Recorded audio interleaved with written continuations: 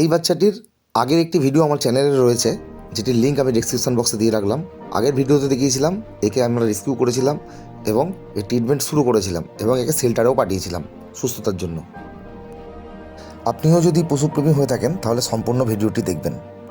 আজকের ভিডিওতে দেখাবো বাচ্চাটিকে কীভাবে আমরা সুস্থ করলাম বা শেল্টারে পাঠিয়েছিলাম এবং শেল্টার থেকে ওকে রিটার্ন আনা হলো, সেই সমস্ত আজকে ডিটেলস দেখাবো।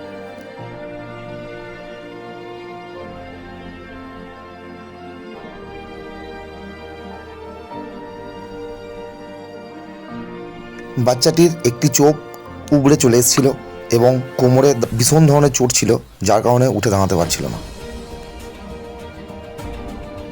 প্রথমে বরগাছিয়া স্থানীয় পশু চিকিৎসালয়ে ওকে নিয়ে গিয়ে প্রাথমিক চিকিৎসা করানো হয়।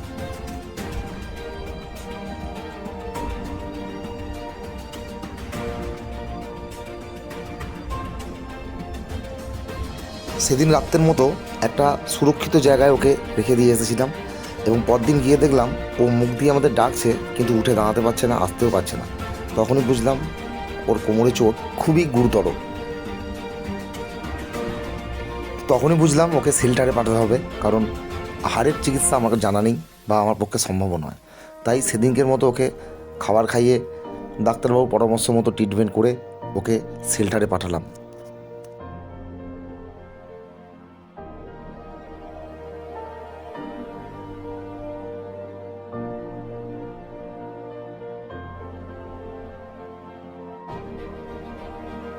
এরই মাঝে বলে নিই, যদি আমাদের কাজ ভালো লেগে থাকে তাহলে অবশ্যই আমার চ্যানেলটি সাবস্ক্রাইব করবেন এবং পাশে থাকা বেল আইকনটি প্রেস করে নোটিফিকেশনটি অন করে নেবেন, যাতে আরও আমাদের কাজ আপনার সামনে উপস্থিত করতে পারি।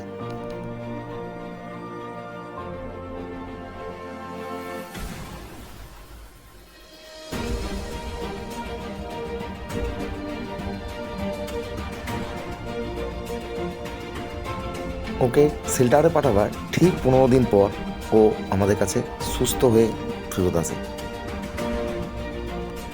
সেটা আপনাদের প্রার্থনা, ভালোবাসা বা আশীর্বাদের কারণেই হয়তো সম্ভব হয়েছে। তো এখন আপনাদের কাছে একটাই অনুরোধ, আমার এখানে আরও অনেক বাচ্চা বা কুকুর থাকায় একে এখানে সেফভাবে রাখা সম্ভব হয় না। তো আপনারা যদি কেউ একে অ্যাডপশানে নিতে চান তো যোগাযোগ করতে পারেন, তাহলে একটি সুন্দর পরিবার পেতে পারে। অগ্রিম ধন্যবাদ, যোগাযোগ করবেন।